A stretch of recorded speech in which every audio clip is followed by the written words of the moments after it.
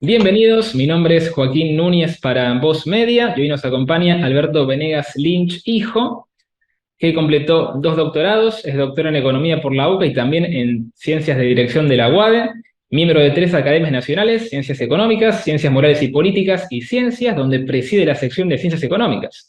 Sus libros están prologados por el Premio Nobel en Economía, Friedrich Hayek, el ex secretario del Tesoro norteamericano, William Simon, y el miembro de la Academia Francesa, Jean-François Revel, y el Premio Nobel en Economía, James Buchanan, además del escritor argentino Marcos Aguinis. En dos oportunidades fue miembro del Consejo Directivo de la Mont Pelerin Society y es miembro del Consejo Académico del Institute of Economic Affairs de Londres. Además, está vinculado a todos los think tanks que defienden la libertad en su país. Alberto, muchas gracias por tu tiempo. Gracias por la invitación. Quería arrancar porque recién terminó el ciclo electoral en Argentina, las elecciones generales, donde Javier Milei salió segundo y Sergio Massa primero, ambos avanzan al balotaje. Alberto, ¿qué análisis se puede hacer de esa elección? ¿Por qué Milei quedó segundo, Massa primero y hacia dónde vamos de cara a noviembre, ¿no? Bueno, yo creo que esta es una gran oportunidad, la del 19 de noviembre, o sea, la segunda vuelta, una gran oportunidad y quedan más definidas las aguas entre la libertad y el autoritarismo. Autoritarismo porque durante este periodo se ha intensificado algo que viene ocurriéndonos en la Argentina hace aproximadamente 80 años en cuanto a la lesión constitucional de los derechos de propiedad, la maraña impositiva, la inflación galopante, las regulaciones asfixiantes, la legislación laboral contra el trabajo, la cerrazón al comercio internacional, el vínculo con gobernantes asesinos y equivalentes. Esto define el autoritarismo que se ha intensificado, como digo, en estos últimos años, pero que venimos a los tumbos. En realidad hay que recordar que la Argentina era la admiración del mundo desde la Constitución de Alberdi del 53 al golpe fascista del 30 y mucho peor a partir de la Revolución Militar del 43, que todavía nos tiene a los tumbos. Es importante recordar que los salarios e ingresos en términos reales de Suiza, esto no fue un lapsus, dije Suiza, Alemania, Francia, Italia, España, eran superiores a los del obrero de la incipiente industria y del peón rural. La gente venía a la Argentina a hacerse la América, teníamos indicadores en competencia con Estados Unidos. Y luego, como ha dicho Alexis de Tocqueville, no en el libro más conocido, La democracia en América, sino el antiguo régimen de la Revolución Francesa, donde dice que muchos países, lo cual incluye también a Estados Unidos, de paso mando un aviso, uno de mis libros se llama Estados Unidos contra Estados Unidos, editado originalmente por el Fondo de Cultura Económica y una segunda edición de Unión Editorial de Madrid, donde muestro el declive respecto a los extraordinarios valores fundacionales de los padres fundadores en Estados Unidos. Bueno, lo que dice Tocqueville es que muchos países, esto va para Estados Unidos y la Argentina, donde ha habido un gran progreso moral y material, la gente da eso por sentado. Y ese es el momento fatal, porque los climas de libertad y el respeto recíproco no vienen del aire ni son cosas automáticas, sino que requieren esfuerzos. Por eso los padres fundadores, especialmente Thomas Jefferson, insistía que el precio de la libertad es su eterna vigilancia. Yo a veces digo en mis clases a los alumnos que no es una exageración decir que antes de acostarnos a la noche tenemos que preguntarnos ¿qué hice hoy para que me respeten? Y si la respuesta es nada, no tenemos derecho al pataleo ni al reclamo, porque esto es una cosa de todos, ¿no? No es un tema de estar sentado en una especie de inmenso teatro donde se mira el escenario a los responsables de nuestras vidas. Todos somos responsables, todos tenemos que contribuir. Algunos lo podemos hacer desde la cátedra, el ensayo, el libro, el artículo, y otros pueden hacer, si no tienen acceso a eso, por ejemplo, ateneos de lectura, donde se reúnen en casa de familia 4 o 5 personas, donde alguien expone y el resto debate, un libro que preferentemente abra el espectro para mostrar que el liberalismo, como he dicho tantas veces, no se corta en tajos, que son aspectos morales, filosóficos, económicos, jurídicos, institucionales. Y bueno, y el cuadro de situación en la Argentina, yo creo que el llamado Juntos por el Cambio se va a disolver. Ya hay varios de los dirigentes de Juntos por el Cambio que están negociando puestos en el gabinete y cargos en esto que se ha dado en llamar Unión por la Plata o Unión por la Patria, digamos, de manera que es un punto, me parece, muy delicado, y las propuestas de Javier Milei son absolutamente extraordinarias desde el punto de vista moral, ambiental, institucional, jurídico, fiscal, monetario, de comercio exterior, laboral, etc. Y creo que hay muchos incapaces de refutar sus propuestas que le hacen cosas personales. Si a mí me preguntan cuál es la vida personal de Nicolás Avellaneda, de Sarmiento, de Mitre y de Roca, digo, no tengo la menor idea ni me interesa. Lo que me importa es cuál ha sido su conducta de propuestas públicas. Se lo ha también endilgado por temas temperamentales a Javier Milei, y en ese sentido quiero subrayar que a Juan Bautista Alberdi se le decía que tenía un pésimo carácter por los adjetivos subidos de tono que utilizó, por ejemplo, en Grandes y Pequeños Hombres del Plata, en Cartas Quillotanas, en la República Argentina 37 años después de su revolución, etc. Esto no es para justificar malos modos, sino para poner en contexto lo que estamos viviendo. Perfecto. Y de cara a la segunda vuelta, ¿cuál es la elección que se enfrenta en la Argentina? Vos tenés por un lado a Sergio Massa, el candidato peronista, y a Javier Milei, candidato de la Libertad Avanza. ¿Cuál es la disyuntiva en el modelo de país que tiene la gente que va a votar en la segunda vuelta? Bueno, creo que lo dije al principio, Joaquín, es entre la libertad y el autoritarismo. Y creo que el discurso de Javier Milei el 22 a la noche, después de las elecciones, fue magnífico, abriéndose a todos, no importa el espacio político que provengan, a todos los que adhieren a los valores de la libertad. Yo creo que esa elección del 19 de noviembre va a mostrar quién es quién. Bien. ¿Y qué le puede responder?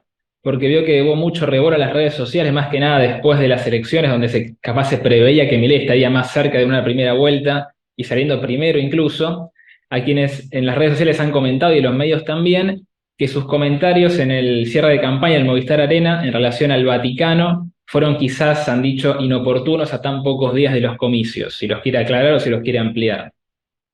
¿Cómo no? Como dije en esa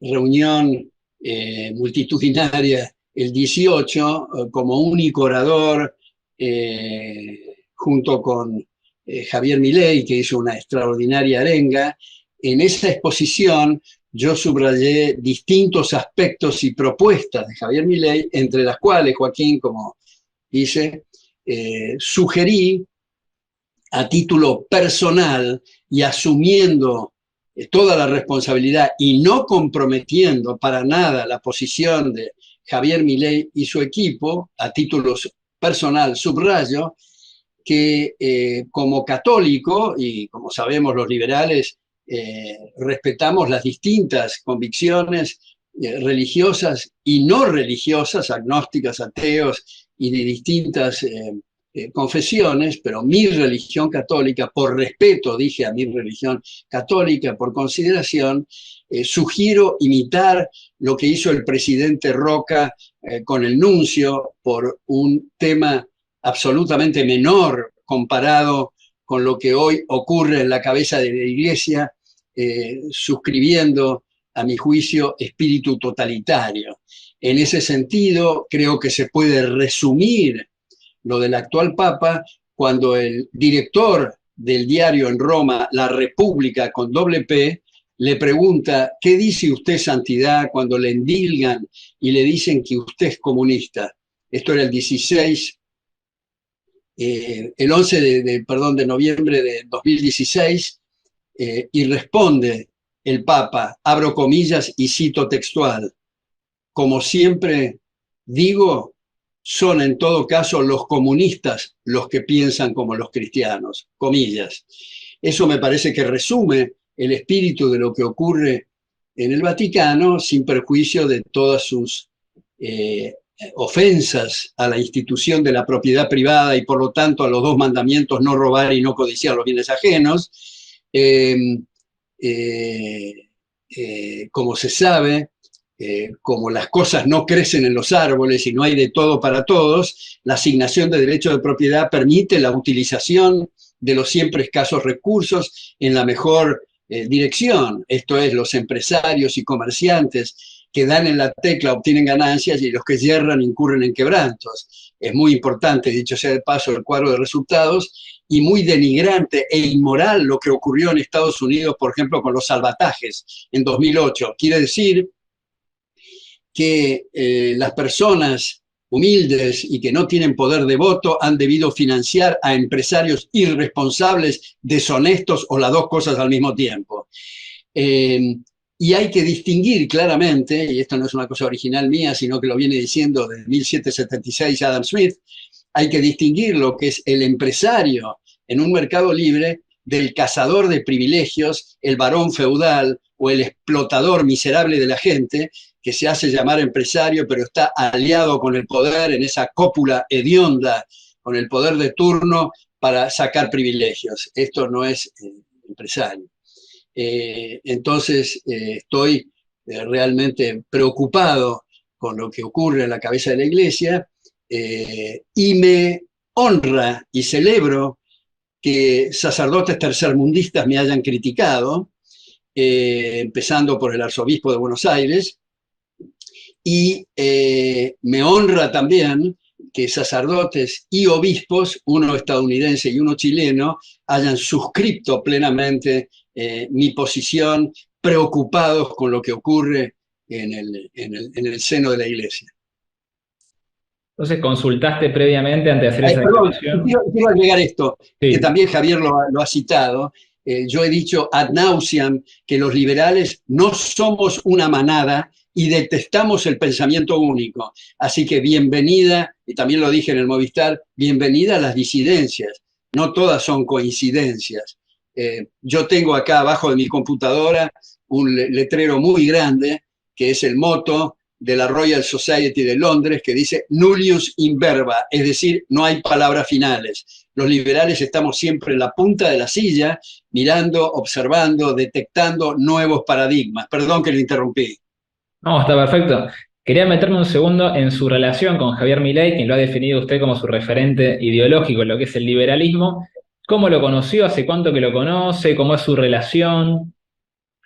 Bueno, muchas gracias por esa pregunta. Ahora la respondo. Solo quiero hacer una breve nota a pie de página semántica. Supuesto. Yo escribí en La Nación hace bastante tiempo un artículo que se llama La ideología como antiliberalismo.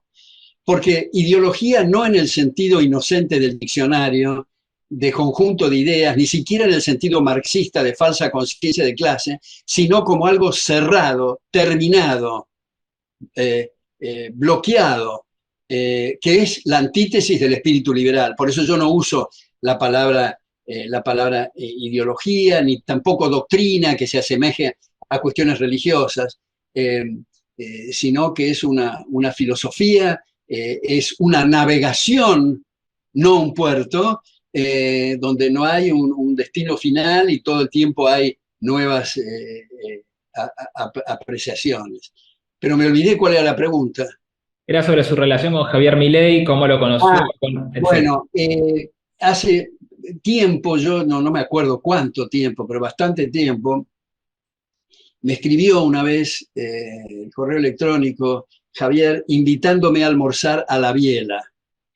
En lo que me decía ya en el mail me intrigaron algunas cosas, fui al almuerzo, tenía la edición 12 de mi libro Fundamentos de Análisis Económico, muy marcada y subrayada, y me hizo una serie de reflexiones y comentarios que me llamaron poderosamente la atención, por su inteligencia, por su espíritu curioso de indagar y explorar distintas avenidas, por sus comentarios, por su preocupación que había sido sujeto en su aprendizaje universitario a la tradicional y nefasta teoría neoclásica, y que con mucho esfuerzo pudo salir, dicho sea de paso, hago un paréntesis acá, pudo salir de eso debido a la traducción de un capítulo que hizo mi padre, Monopolio y Competencia, de Rothbard, lo cual no quiere decir compartir todas las teorías de Rothbard.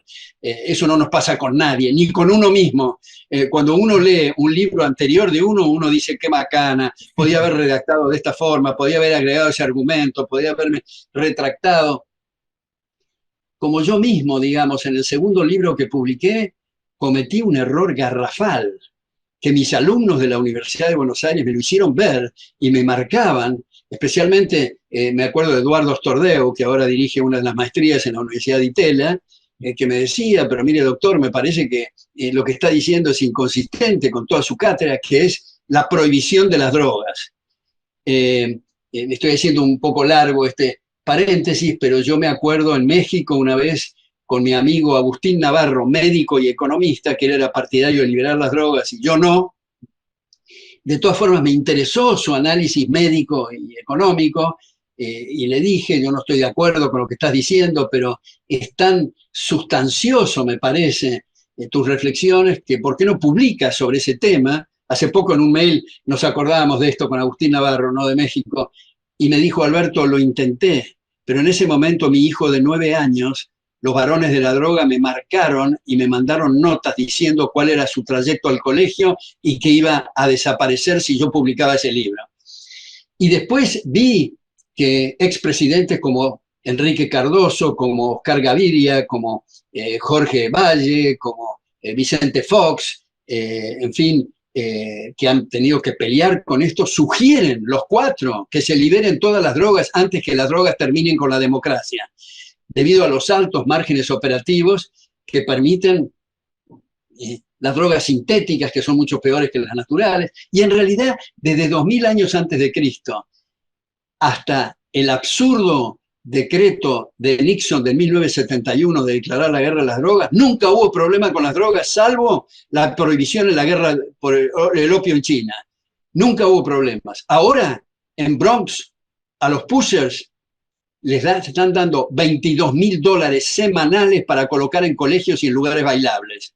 Y todo esto como consecuencia, y además en un libro que publiqué que se llama La tragedia de la drogadicción, una propuesta con prólogo de Carlos Alberto Montaner, yo ahí muestro que los mafiosos del alcohol, cuando se quedaron sin el negocio por la abrogación de la ley seca, fueron a Europa, hicieron un estudio de mercado bastante sofisticado para vendérselo a Nixon, para quedarse con el negocio del asunto de las drogas, y ver la guerra contra las drogas, que como dice el premio Nobel en Economía Milton Friedman, la drogadicción es una tragedia para los drogadictos, pero la prohibición convierte en una tragedia para todo el mundo.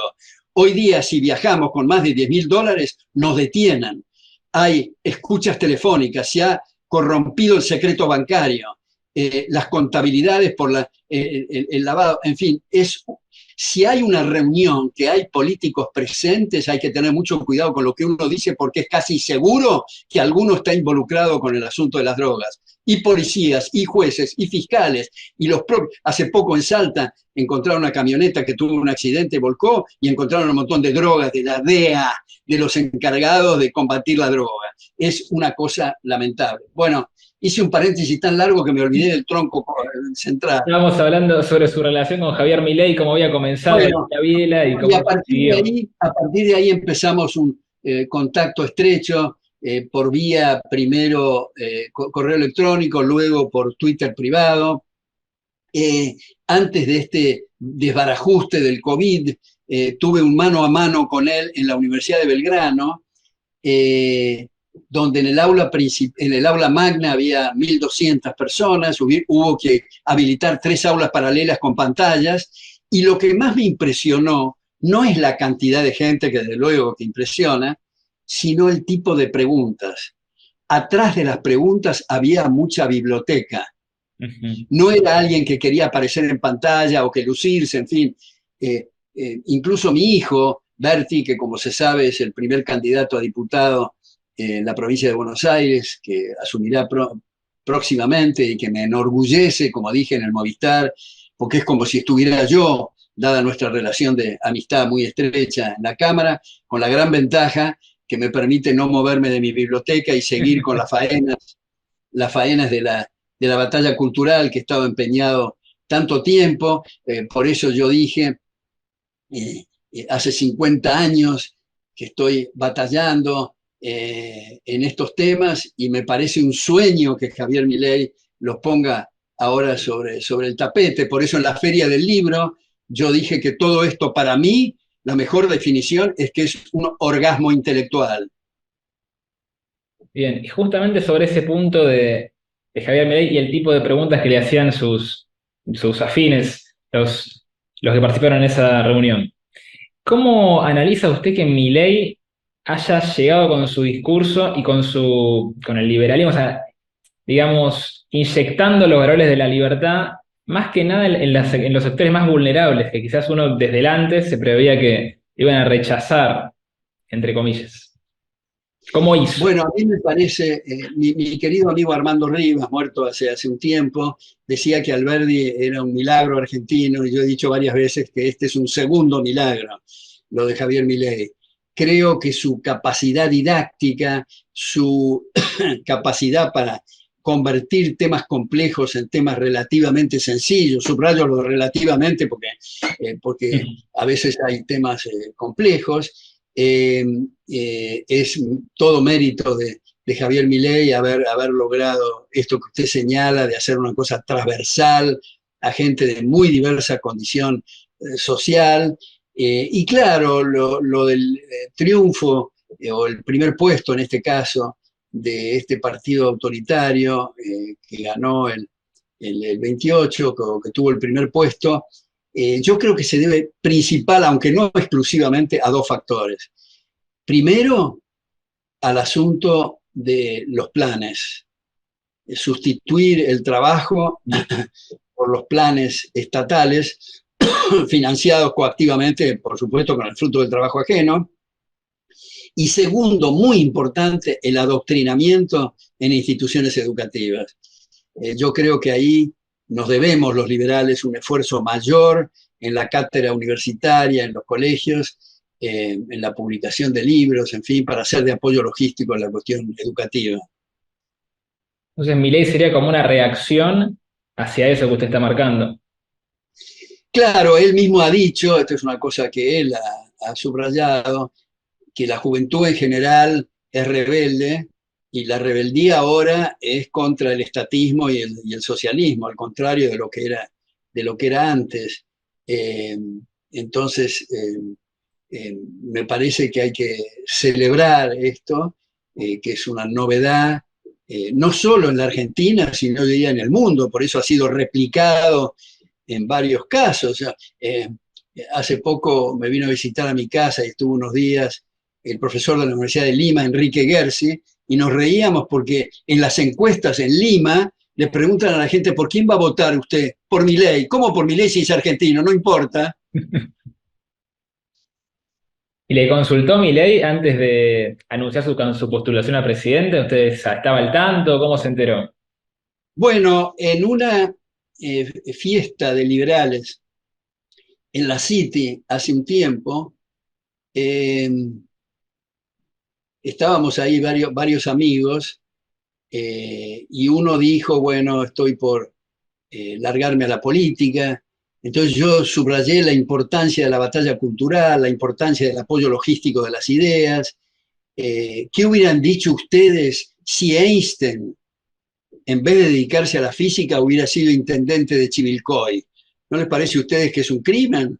Bueno, se reían todos, incluso Javier, pero luego Javier vio la posibilidad del lanzamiento en política, dada el vacío en ese nivel de ideas liberales, que ahora, como digo, y creo que lo dije antes, Joaquín, ese discurso del 22, donde él abre la posibilidad de que todos de cualquier espacio político que suscriban las ideas de la libertad, que se unan. Yo creo que, siguiendo con lo que ha dicho Milei la otra noche, me da la sensación, no quiero citar equivocadamente, asumo otra vez la responsabilidad, pero me da la sensación que en Unión por la Patria aceleraron a fondo, pusieron toda la carne en el asador, apuntaban a ganar en primera vuelta y ya está lo que lograron al máximo. Ese es su tope y ese es su techo. Sin embargo, el caso de Javier hasta ahora ha sido sus votantes y ahora va a explorar campos vírgenes de otros votantes a otros espacios que comparten la idea de la libertad. Por eso es mi esperanza para el 19 de noviembre. Entonces ves el camino más fácil o más claro al 50% de Milei que de Sergio Massa. Claro, por este motivo de que uno ya está en el techo y el otro está avanzando en otros espacios, que no serán todos, porque yo observo que Juntos por el Cambio hay varios dirigentes que ya se han involucrado en futuros cargos, como dije, de ofrecimientos de masa, ¿no? Por eso Juntos por el Cambio en algunos casos no han estado juntos y tampoco son por el cambio, ¿no? Lo cual no quita que haya valores importantes en ese movimiento que hay que recuperar, pero me parece que en lugar de hacer una cuestión de dirigentes, hay que dirigirse, valga la redundancia, a el electorado. Justo quería tocar ese punto. ¿Qué rol piensas, ya sé que dijiste lo de el electorado, pero qué rol podría tener Mauricio Macri en intentar acercar posturas entre el PRO, que puede ser el área más dura de Juntos por el Cambio, y Javier Milei de cara a noviembre para evitar justamente, como dice Javier, que siga el kirchnerismo? Bueno, muy importante, Joaquín, eso. Yo, como es público conocimiento, cuando Macri estaba en el poder, lo critiqué, no por las fallas que algunos de sus adláteres dicen porque no tenía suficiente apoyo en el Parlamento. Lo critiqué por lo que él hizo en el Ejecutivo. Léase, aumentar ministerios, entregar planes sociales a los piqueteros, sacarse fotos bajo la estatua de Perón con Moyano, el endeudamiento, la inflación, el haber pretendido designar a 2 ministros de la Corte por decreto. Todo eso, a todo eso se le agrega el espectáculo, a mi juicio, bochornoso de su bailecito pornográfico con la banda presidencial en la Casa de Gobierno cuando asumió, que estaba bien para otros espacios, pero no para el espíritu republicano. Pero habiendo dicho todo eso, creo que Mauricio Macri es una persona honorable, bien intencionada. Yo sugerí, y así lo hicimos, tener 3 Zooms con Mauricio Macri y con Javier Milei, los 3, muy cordiales, muy cordiales. Una de las muestras para mostrar la cordialidad de Macri, cuando yo le dije, bueno, la primera vez que estuve con vos, Mauricio, de modo presencial, fue en esas comidas que hacía Archibaldo Lanús, ex embajador en París, que tenían la característica, además de la cuestión gastronómica excelente, lo principal era hacer comidas de 15 o 20 personas organizadas como un seminario. Esto es, todos hablan por turno, no es como los tartamudeos espantosos de las reuniones sociales donde todo el mundo habla al mismo tiempo y uno le dice al de al lado a ver cuándo nos vemos y estuvieron toda la noche juntos pero no pudieron hablar. Acá era por turno y ahí estuve con Mauricio Macri y él me dijo, no es cierto, Alberto, antes de eso, me dijo textualmente, cuando yo era jovenzuelo, asistía a tus seminarios y aprendí mucho, muy cordial también Javier y todo eso. Y luego, estando precisamente en la casa de mi hijo Berti, me llamó por teléfono Mauricio Macri y me dijo que le gustaría tener una 4ª reunión. Y yo le dije, mira Mauricio, a esta altura te pediría que me eximas de eso, y si querés tener contacto con Javier, yo te paso los datos, creo que va a ser más efectivo, a esta altura no creo que yo pueda ser útil. Y le dije aprovecho para decirte, Mauricio, que la otra noche estuviste en el programa de Joaquín Morales Solá y dijiste, si Perón viviera, votaría por Juntos por el Cambio. Te confieso, Mauricio, que eso me pareció un bochorno. Y me dijo, Alberto, eso fue una chicana. Y yo le dije, Mauricio, una chicana, pero una chicana muy peligrosa.